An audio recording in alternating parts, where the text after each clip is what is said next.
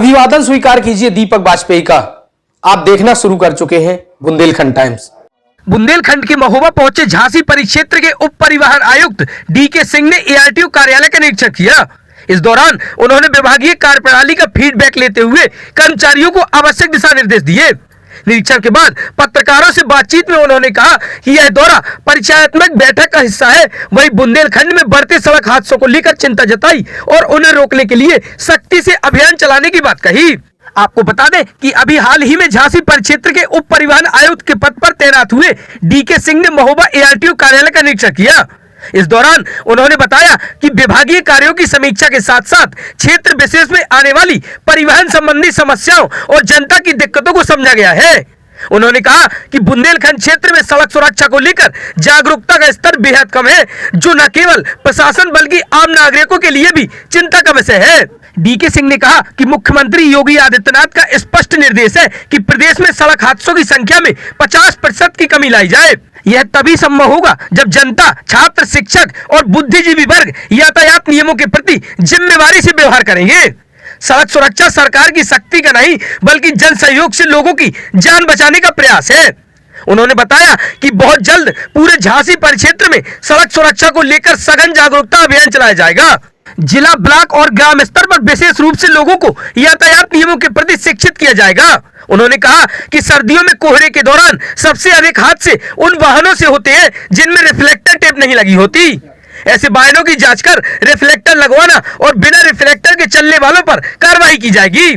उन्होंने कहा कि विभाग सड़कों का पहरेदार बनकर काम करेगा और लोगों को यातायात नियमों का पालन कराने के लिए हर संभव प्रयास करेगा ताकि हादसों में कमी लाकर जनहानि रोकी जा सके।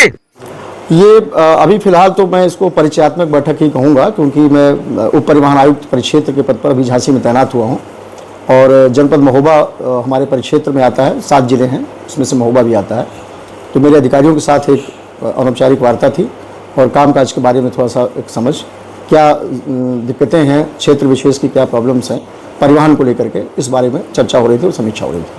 क्या आपने दिशा निर्देश दिए, किस तरीके इनको रोका जा सकता है? हाँ, ये बात आपने बिल्कुल सही कही है कि बुंदेलखंड परिक्षेत्र में सड़क सुरक्षा को लेकर के सबसे कम जागरूकता है और वो समस्या केवल अधिकारियों की नहीं है, वो यहाँ के लोगों की अपनी मानसिकता भी है।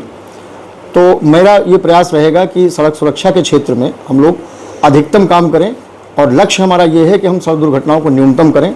जैसा कि हमारे माननीय मुख्यमंत्री जी का भी निर्देश है कि कम से कम 50% सड़क दुर्घटनाओं की संख्या में कमी आनी चाहिए और वो तभी आएगी जब आप लोग, सब लोग, पत्रकार बंधु, हमारे क्षेत्र की जनता, स्टूडेंट्स, शिक्षक, सभी समाज के सभी तबके के लोग इसके लिए जागरूक होंगे।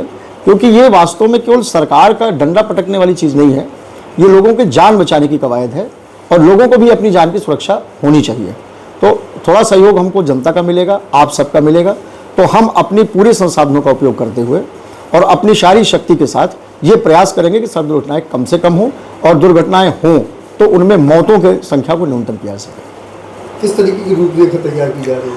रूपरेखा इस तरह से है कि हम सबसे पहले ये चाह रहे हैं कि हम इसको प्रवर्तन की सख्ती से पहले एक बार जागरूकता का एक अभियान चलाएं पूरे क्षेत्र में और पूरे परिक्षेत्र में सभी लोगों को जोड़ करके, इवन गाँव स्तर तक के लोगों को जोड़ करें, जिला पंचायत पर, ब्लॉक स्तर पर, ग्राम पंचायत स्तर पर लोगों को अवेयर करें। चलना उन्हीं को है, सड़कें उन्हीं की हैं और हम तो सड़कों के पहरेदार हैं।